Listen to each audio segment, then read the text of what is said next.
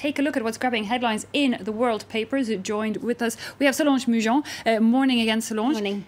Hurricane Maria still getting a lot of attention as it bears down on those Caribbean islands. Yes, indeed. Let's start by taking a look at the Puerto Rican daily Primera Hora. Now, they have a number of articles this morning about Hurricane Maria and how it's slated for now to hit Puerto Rico by tomorrow. Now, in one of its articles, they interview a psychologist who talks about the anxiety that comes with waiting for potentially devastating storms, and it's for that reason that there can be, quote, erratic behavior in people, behavior that can erupt in violence. Now, the article gives some tips, such as deep, slow breathing on how to calmly wait out the storm.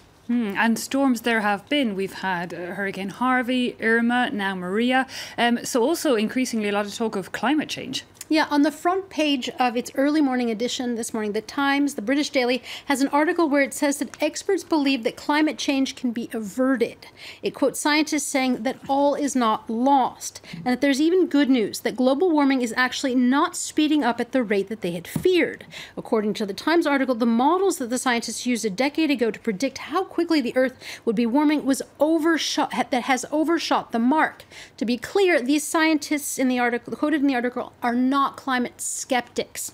They don't downplay climate change in their study, which was published this week in Nature Geoscience. Rather, they say climate change is serious, and that the rate at which they thought the Earth would get hotter is not as fast as they feared. And that could be good news for countries and regions that are already being affected by rising water levels and superstorms. Yeah, one wonders though, will news like that make people react even slower to the climate change? That's the risk. Because there were political cartoonists also covering climate change this morning, and their pens and pencils drawn against Donald Trump. Yeah, at the General Assembly yesterday, Donald Trump's economic advisors said that the Trump administration is not going to pull out, of the they keep flip-flopping. Exactly, that's what I'm talking about. But for the past week, there have been mixed messages coming from the White House, with Rex Tillerson saying they'd stay in the pact under the right conditions, and other officials saying Trump may have changed his mind. Now, this back and forth is this theme of the cartoon that I've selected by Catalino. It has a sinking White House with a bubble, and it says, with the bubble saying, hey, my storm is way more epic.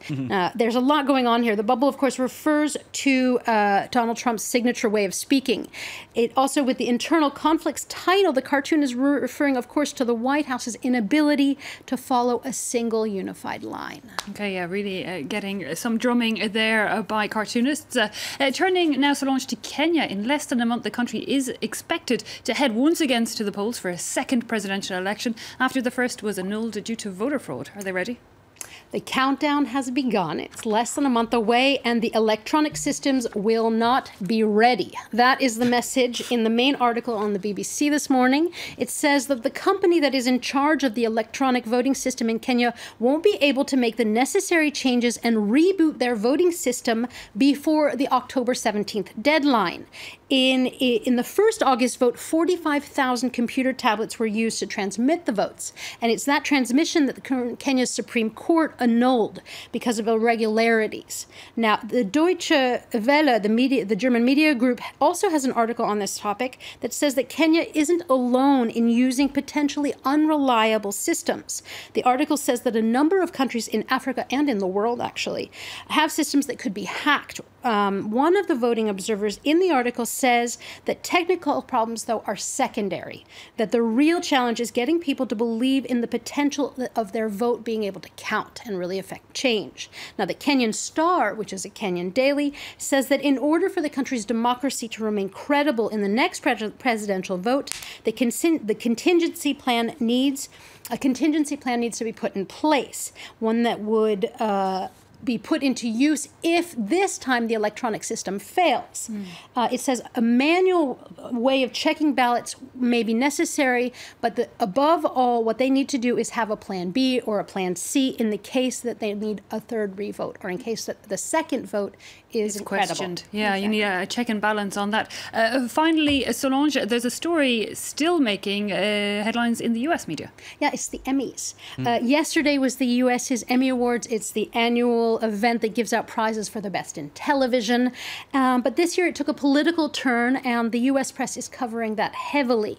Donald Trump spokesman Sean Spicer made a surprise appearance during the Emmys. Now, the New York Times has an opinion piece by Frank Bruni where he says the Emmys should never have invited Spicer on stage. The decision to do so was, quote, bunk.